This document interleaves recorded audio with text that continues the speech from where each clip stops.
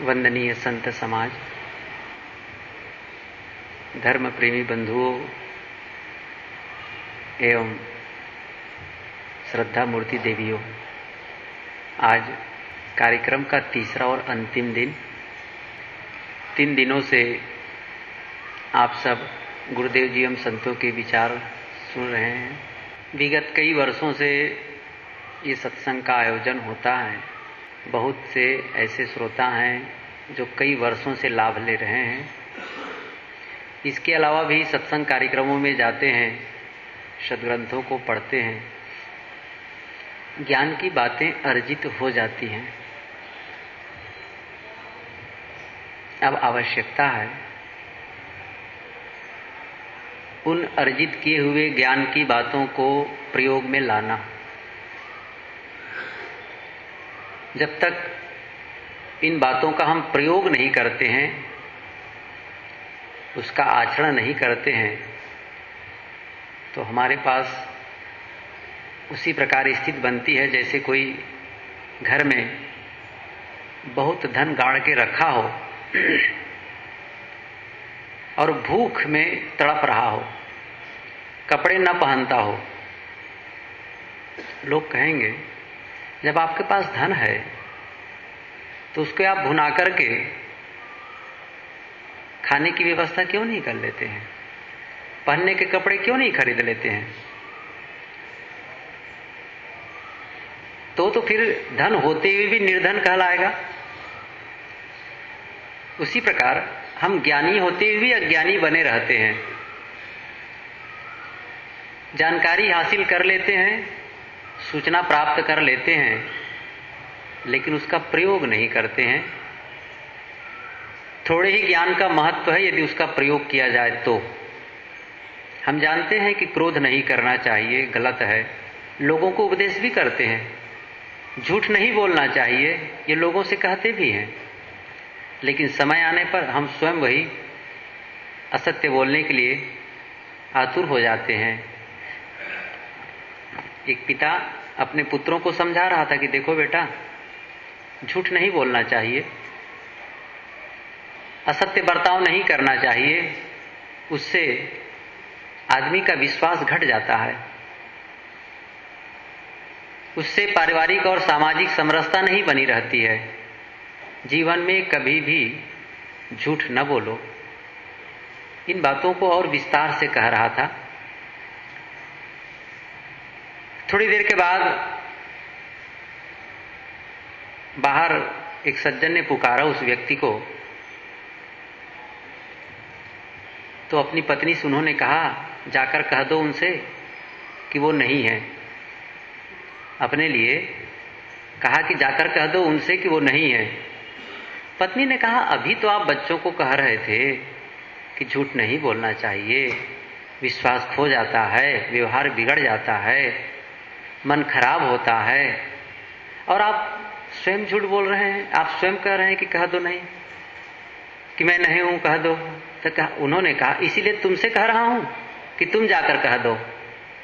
अपना नहीं निकला, इसलिए तुमसे कह रहा हूं कि तुम जाकर कह दो कि वो नहीं है।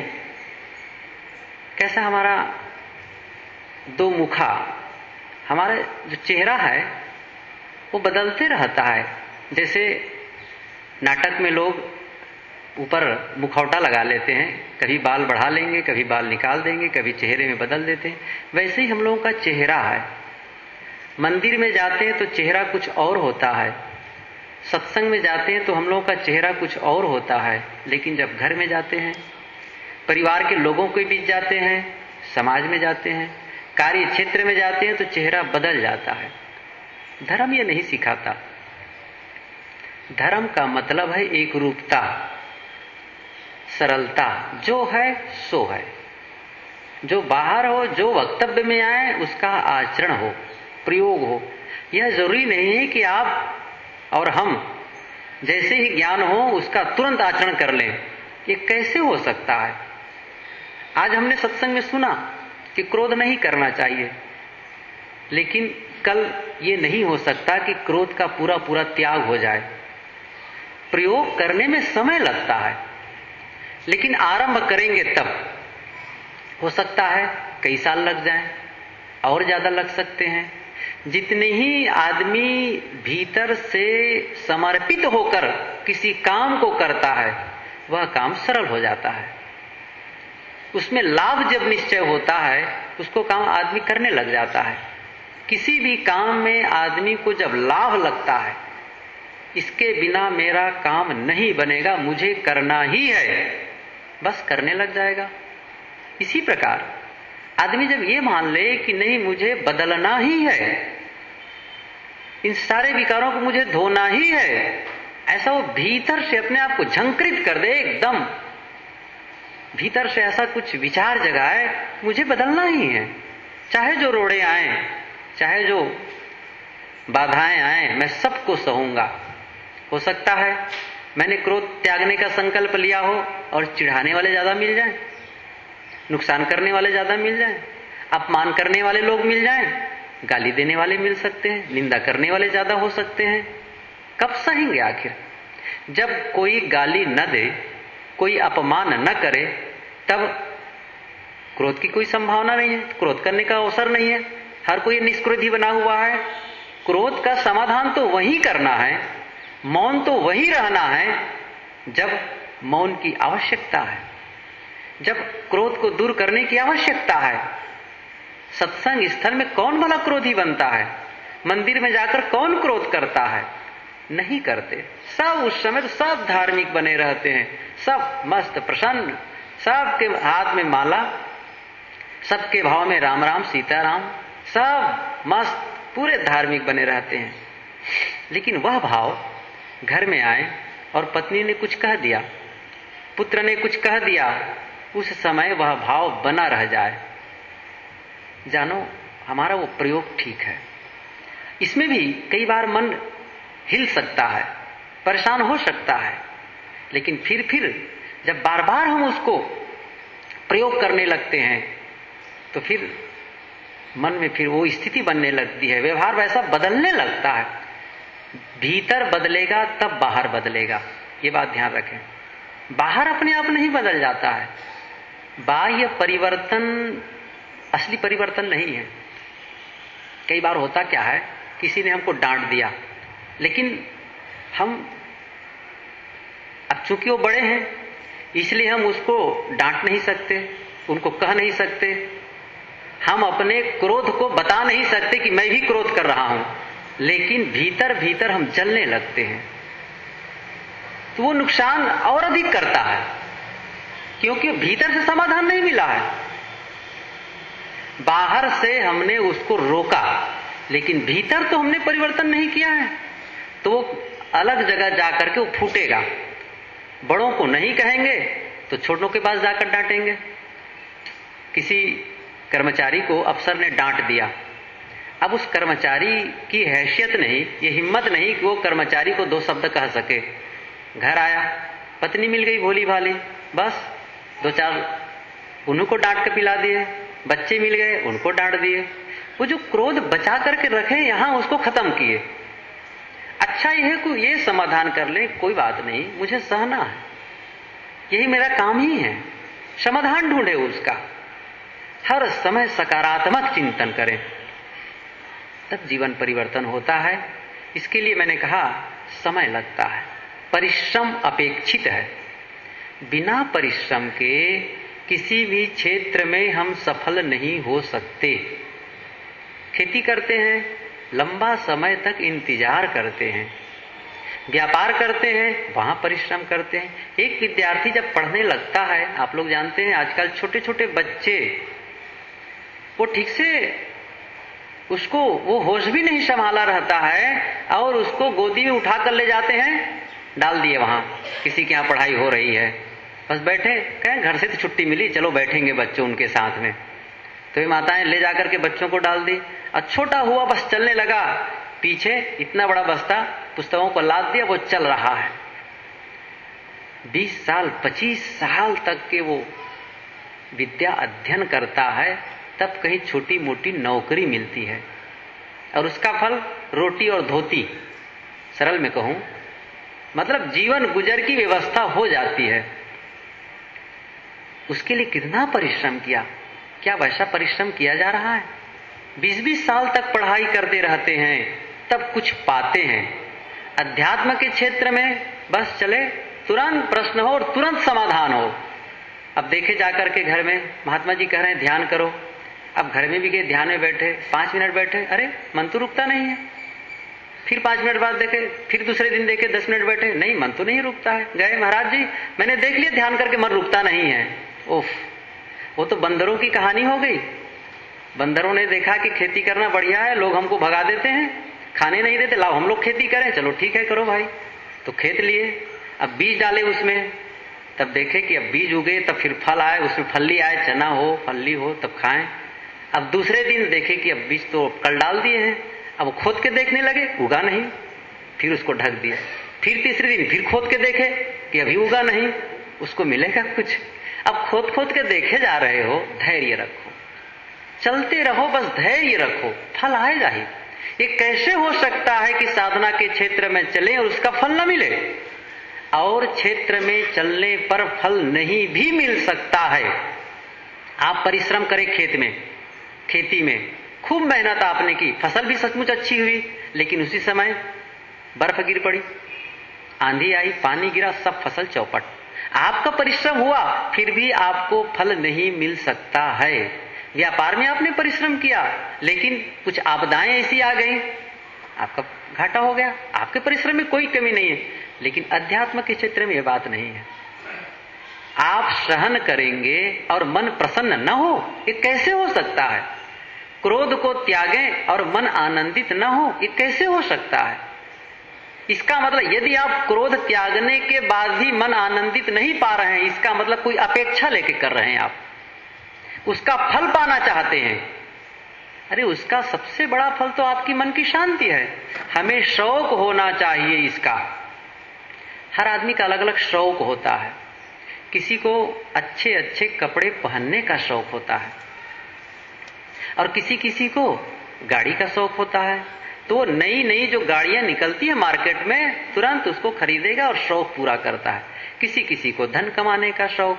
तो धन कमाने का जब शौक होता है ना, तो आदमी गांव को छोड़ देता है, शहर को छोड़ देता है, देश छोड़कर चले जाते हैं। अब आप लोग गुजरात के अच्छी तरह जानते हैं, हम लोग भी उधर भ्रमण करते हैं, बड़ौदा जिला में जब जाते हैं तो भक्तों का गांव खाली दिखता है, बहुत थोड़े लोग रहते हैं। कहाँ गए? सब अमेरिका चले गए साहब, 4 साल बाद आएंगे, 5 साल बाद आएंगे।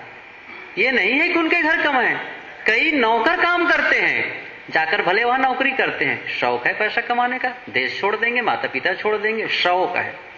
किसी किसी को चेहरा सुंदर बनाने का शौक होता है, किसी किसी को नाचने का शौक, किसी को गाने का शौक, किसी को और शौक। हम लोगों का कौन सा शौक होना चाहिए? हम सबका शौक होना चाहिए हमारा मन पवित्र हो, वाणी पवित्र हो, जीवन पवित्र हो। ये कैसे हो? ये जब लगन हो जाएगी, ये जब मन में एक धुन लग जाएगी, ऐसी स्थिति नहीं आएगी कि आप उसे प्राप्त न कर सके। बड़े बड़े परिश्रम वैज्ञानिकों को पढ़ो, उनके जीवन को, पूरे जीवन को होम देते हैं, समर्पित कर देते हैं, एक ही चीज के अनुसंधान और खोज करने में एकदम लगा देते हैं। न उन्हें रात दिखती है, न नींद, न खाने की चिंता, न किसी से मिलने की चिंता, बस एक तटस्थ होकर करते रहते हैं। कहते हैं मैडम क्यूरी वो कितने 1000 टन मिट्टी को छानती है, तब एक रेडियम नामक तत्व को प्राप्त करती है। आज थोड़े में हम हार जाते हैं, थोड़े में तुरंत लाभ पाना चाहते। ऐसा होता यदि सत्य बोलने वाले को तुरंत इनाम मिल जाता तो सभी सत्य बोलते, और झूठ बोलने वाले की मुंह तुरंत बंद हो जाती। किसी ने किसी की हत्या की तो तुरंत उसका हाथ कट के अलग हो जाता तो सभी घबराते। ऐसा नहीं होता है। ऐसा हो तब तो काम ही बन जाए, लेकिन नहीं, समय लगता है, उसका फल भीतर आता है। इसलिए आवश्यकता है परिवर्तन की। मैं ये कह रहा था हर क्षेत्र में परिश्रम की आवश्यकता है, लेकिन धर्म के क्षेत्र में जब हम आते हैं तो हमारी बुद्धि कुंद हो जाती। यहां पर 2 बातों की बड़ी कामना होती है। भगवान की कृपा होगी और गुरु का आशीर्वाद होगा, हमारा काम बन जाएगा। भला खेती करने वाला कभी ये सोचता है मैं तो खेत ले लिया है, अब भगवान कृपा करेंगे तो खेती में फसल हो जाएगी, कोई किसान नहीं सोचता है। व्यापारी दुकान खोल देता है, फैक्ट्री लगा देता है, भगवान के भरोसे नहीं बैठे रहता है, गुरु के भरोसे नहीं बैठता है, स्वयं जाकर परिश्रम करता है।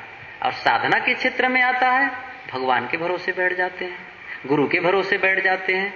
भगवान भला क्या कोई निर्दय पुरुष है? क्या उनको नहीं लगता है कि इनका काम होना चाहिए? उनकी कृपा कोई कम नहीं है। यदि हम अपने ऊपर कृपा करने लग जाएं तो बस काम बन जाए। हम परिश्रम नहीं करना। इस क्षेत्र में आकर के आदमी को इतना अपाहिज बना दिया गया है कि हर जगह सस्ता नुस्खा दे करके, गुरुदेव जी के विचारों में इन सब बातों का आप विस्तार से श्रवण करते ही हैं। बस छोटी छोटी बातों को लोगों को इतना पंगु बना दिया गया है। अमुक नदी में नहा लो, आपके सारे पाप कट जाएंगे। अमुक मंत्र का जप कर लो, आपके पाप कट जाएंगे। इतना पाप कर नहीं सकते जितना एक बार राम के नाम लेने से कट जाता है। अब भला आदमी पाप छोड़ने के लिए प्रयास क्यों करेगा?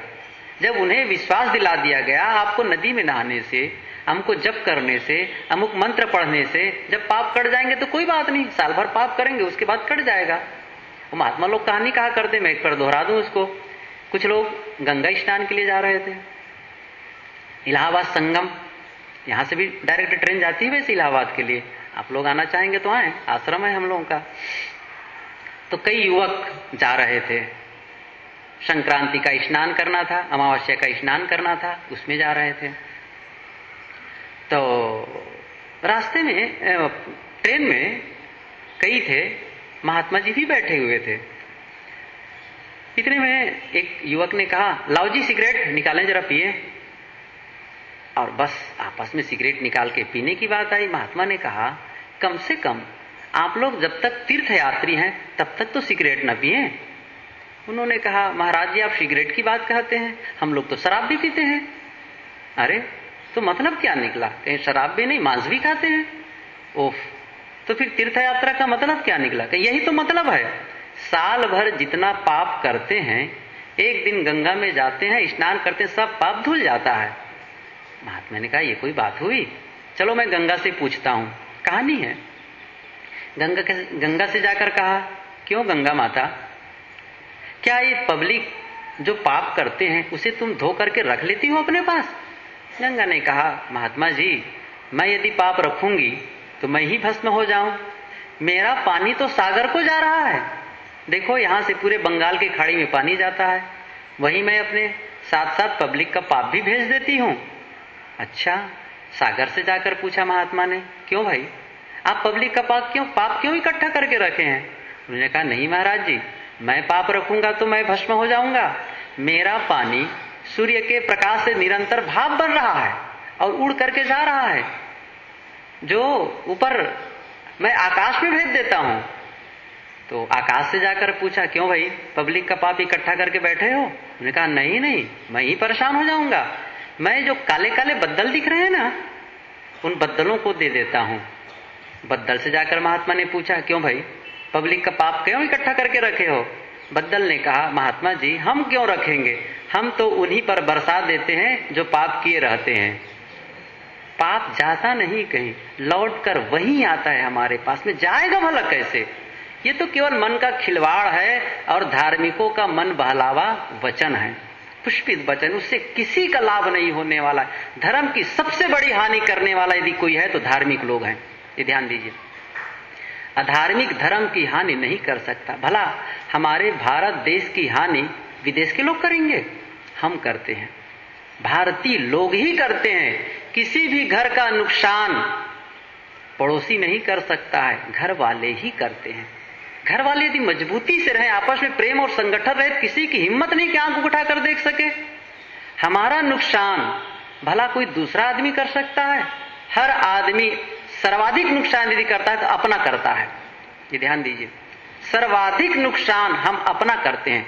हर समय अपनी हत्या किए में तुले रहते हैं। क्रोध, लोभ, मोह, काम, दूसरों का वंचन, ठगना, छल, कपट, हम समझते हैं दूसरों को ठग रहे हैं। क्या ऐसा संभव है? क्या दूसरों को ठगा जा सकता है? और ठग के क्या प्रसन्नता रही सकती है? कभी नहीं रह सकती है। दूसरों को ठगते नहीं हैं, वस्तुतः हम अपने आप को ठगते हैं। एक कहानी, छोटा सी बात कहूं। एक पिता छोटे बच्चे से कहा, पप्पू अरे जरा देखो किचन में जाकर के, यहाँ स्टोर में बहुत से डिब्बे रखे हुए हैं और सामान सब रखा हुआ है। एक सामान खोजने के लिए कई डिब्बों को खोजना पड़ता है। जरा एक काम करो, डब्बा खोलो, देखो क्या सामान है और उसके ऊपर में नाम लिख दो, अमुक अमुक। जैसे चावल है, चावल, चोखा लिख दो, दाल, तल, जीरा, राई, जो भी हो, नमक, चीनी, जो है सामान लिखते जाओ। तो सामान नाम पढ़ो और तुरंत सामान मिल जाएगा। कहे ठीक है पिताजी, करने लग जाऊंगा। बस करने लगा, बस लिखने लगता, पापड़ है तो पापड़, चावल है तो चावल, मिर्चू है तो मिर्चू, सब लिख करके। आई बारी खाड़ की, शक्कर की। तो खाड़ के डिब्बा में कई डिब्बे थे, 3-4 डिब्बे थे उसमें। तो खाड़ के डिब्बे के बाहर वो क्या लिखा, नमक, नमक, आप लोग मिठू कहते हैं, बस समझिए साल्ट। तो वो सब लिख दिया, नमक नमक नमक। कहा लिख दिया कि हाँ सब हो गया। अरे जरा चेक करो कहीं धोखा तो नहीं लिख दिया हो। पता लगा, खोल कर देखे खाड़ के डिब्बा में ये मिठू मिठू, नमक नमक, क्या क्या लिखे हुए तुम, क्यों ऐसा किए हो? कि पिताजी आप नहीं जानते हैं, ये तो कीड़ियों को, चींटियों को धोखा देने के लिए लिखा हूं। जब इसमें नमक पड़ेंगे तो आएंगे ही नहीं। अब ये बताइए, क्या वो कीड़ी को धोखा देना है कि अपने को धोखा देना है? बड़ा सहज समझा जा सकता है। कबीर साहब जी ने कहा है, कबीर आप ठगाइए और न ठगिए कोई, आप ठगा सुख उपजे और ठगे दुख होए। वो तो कुछ धन आपका ले लेगा, फिर आ जाएगा, लेकिन हम दूसरों को ठगेंगे तो हमारा आत्मधन ही खो जाएगा। कितना बड़ा पतन हमारा होगा, जो हमको बेचैनी हो जाएगी भीतर से। धर्म सिखाता है आत्मानुशासन। इस सूत्र को समझिए, धर्म आत्मानुशासी बनाता है, कानून शासन देता है। पुलिस शासन करती है, नेता शासन करते हैं, लेकिन शासन के बल पर, कानून के बल पर परिवर्तन नहीं आता है। हाँ, व्यवस्था होती है कुछ, ये नहीं कहा जा सकता है कि शासन न हो, लेकिन शासन सफलता नहीं है, वो पूर्णता नहीं है। शासन न हो तो निश्चित है सामाजिक अव्यवस्था, राजनीतिक अव्यवस्था बनी हो जाएगी। जैसे केवल हम गुजरात की बात लें, अन्य प्रांतों की बात भूल जाएं। नरेंद्र मोदी कभी ये अनाउंस कर दे और लोगों में ये जाहिरात कर दे कि कल की तारीख अर्थात 14 मई को किसी प्रकार कानून नहीं रहेगा, जिसके मन में जो आए वह करे, न पुलिस का कानून, न पुलिस आपको कोई किसी प्रकार सताएगी, न कोई सामाजिक व्यवस्था, जिसके मन में जो आए वह करो। तो 15 मई की स्थिति जानते हैं गुजरात की क्या होगी? हम लोग तो बड़ा माने रहते हैं, गुजरात सबसे बड़ा प्रांत, बढ़िया प्रांत है, ठीक है, लेकिन आप ध्यान दीजिए, यहाँ के जेलों में कौन है? कोई दूसरे तो नहीं है, हमारे ही भाई बिरादर हैं। 15 मई का जो दिन होगा ना, उसे देख करके राक्षस भी दांतों तले उंगली दबाएगा, उफ, ये मनुष्य यही कुल किया है। क्योंकि सबके मन में शैतान बैठा हुआ है, ये ध्यान दीजिए, सबके मन में शैतान बैठा हुआ है।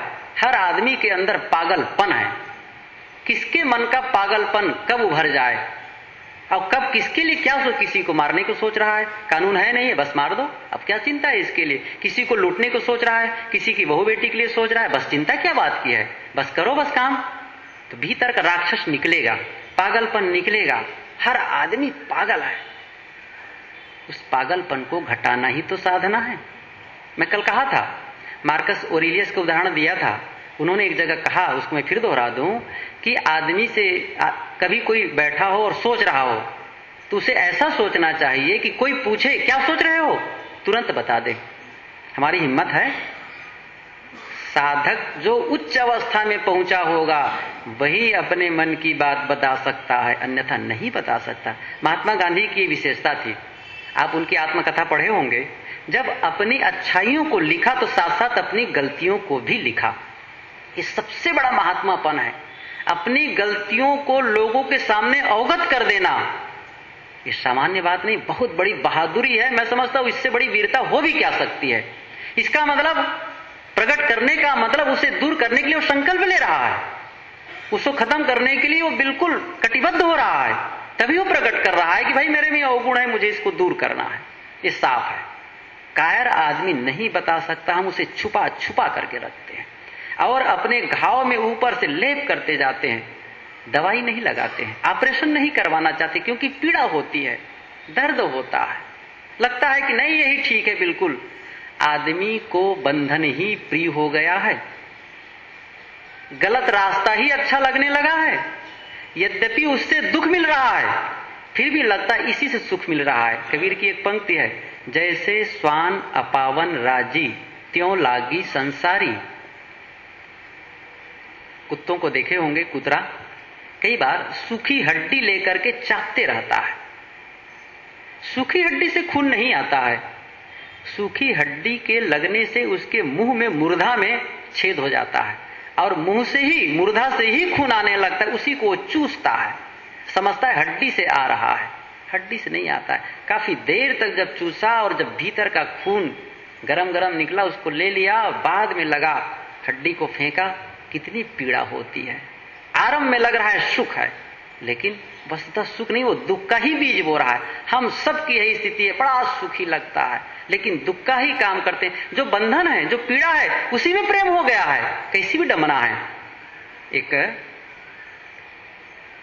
महात्मा जी भ्रमण करते हुए जा रहे थे तो एक गृहस्थ के यहां रुके, भक्त था, सज्जन। वहां पर एक पिंजड़ा में, जाल में एक पोपट था, हम लोग उसको तोता कहते हैं, आप लोग पोपट कहते हैं। वो पिंजड़ा में रखा, कुछ लोग शौक से रखते हैं। तो जैसे ही महात्मा जी गए तैसे वो राम राम, सीता राम इत्यादि वो शब्द कहने लगे। महात्मा जी खड़े हो गए, कहा कि पोपट जी बहुत अच्छा है भगवान का नाम लेना, इससे निश्चित है तुम्हारा अगला जन्म पवित्र होगा, अच्छा होगा, लेकिन आज तुम्हारी खास आवश्यकता है स्वतंत्रता। इससे ठीक है, तुमको अच्छा मिलेगा, उसका परिणाम अच्छा आएगा, लेकिन आज तो तुम्हारे लिए महत्वपूर्ण विषय स्वतंत्रता, इसलिए तुम राम राम सीता राम न कह के स्वतंत्रता स्वतंत्रता के ही रट लगाओ ना। उसकी बात समझ में आ गई। अब पोपट कल से बस स्वतंत्रता स्वतंत्रता स्वतंत्रता यही रटने लगा। उस महात्मा जी का जो गृहस्थ था वो भगत हो गया था, अनुगामी हो गया, और ये देख रहा था कि जब से महात्मा जी आए तब से स्वतंत्रता स्वतंत्रता रट रहा है। उसके मन में आया, अच्छी बात है, महात्मा जी आए हैं, हो सकता है उनको कुछ बताए हो, और ये स्वतंत्रता स्वतंत्रता रट भी लगा रहा है, लाओ इसको मैं पिंजड़े से निकाल ही देता हूं, स्वतंत्र ही कर देता हूं। आया, महात्मा जी बैठे हुए थे, गए और पिंजड़े का दरवाजा को खोल दिया, लेकिन तोता निकला नहीं बाहर, पोपट बाहर नहीं आया। उस सज्जन ने सोचा कि हो सकता है बहुत दिनों से ये पिंजड़े में रहते रहते वो दरवाजा को ही भूल गया हो। अच्छा लाओ मैं इसका सहयोग कर देता हूं।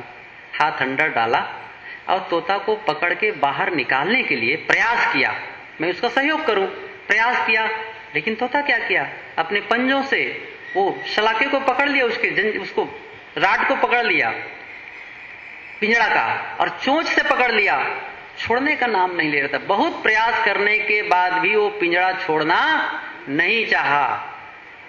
गृहस्थ ने देखा महात्मा जी की ओर प्रश्नायित नेत्रों से, गृहस्थ महात्मा जी समझ गए, उन्होंने कहा ठीक ठीक इसी प्रकार के भी आदमी को बंधन से प्रेम हो गया है। जो हमारा बंधन है, जो हमें पीड़ा दे रहा है, उसी से हम प्रेम करने लग गए हैं। ये तो तोता की बात है, मनुष्य की भी यही दशा है, कहीं ऐसा तो नहीं हम लोग। जो गलत है, आदमी को देखो बीड़ी पीना शुरू करते हैं, आप सबको अनुभव है, तंबाकू खाना शुरू करते हैं, छोटे छोटे बच्चे गुटखा खाने लगते हैं, बड़ा कष्ट होता है देख करके। जब बड़े हो जाते हैं 20 साल 25 साल के, बेटा छोड़ दो इसको, बहुत नुकसान करता है, कितना कठिन है उसको छोड़ना। जो गलत है उसके प्रति कितना प्रेम हो गया, कितना नुकसानदेह है उन सब चीजों के प्रति। शराबी आदमी शराब से कितना प्रेम कर लिया है, त्याग नहीं हो सकता है, साधना है त्याग का। मैं ये कह रहा था आत्मा अनुशासी, इस बीच में कह रहा था शासन, हमें शासन जो कानून है वो शासन के बल पर ठीक करता है, लेकिन धर्म आत्मानुशासन सिखाता है। स्वयं का स्वयं द्वारा शासन करो, आत्मा का आत्मा द्वारा शासन। ये आप शायद सूत्र सुने होंगे जनतंत्र का, कि जनता का जनता द्वारा किया गया शासन, जनता पर किया गया शासन, शायद लिंकन ने कहा है। उसी प्रकार से आत्मा द्वारा आत्मा के लिए किया गया शासन। हम अपने लिए शासन करें, अपना, दूसरों का नहीं। मुझे बदलना है, अपने लिए हम कर रहे हैं, दिखावा नहीं है, प्रचार के लिए नहीं कर रहा हूं, अपने लिए कर रहा हूं। यह जब परिवर्तन का भाव आता है, यह जब बदलने का भाव मन में जगता है, तो आदमी धीरे धीरे धीरे धीरे बदलने लग जाता है। ये कैसे हो सकता है कि उसके लिए लगन से प्रयास करे और परिवर्तन ना आए? आएगा, निश्चित आएगा। मैं ये कहा कि हम जो 3 दिनों में सुने हैं या पिछले विगत वर्षों में हम सुनते आए हैं, इन सब बातों का हम प्रयोग शुरू करें। घर में जाएं, जो मित्रता, जो मैत्री का भाव, जो प्रेम का भाव हम दिखाएं, तो लोगों को भी लगे कि सचमुच सत्संग में जाने की इसको फल मिला है, इसका जीवन में परिवर्तन आया है।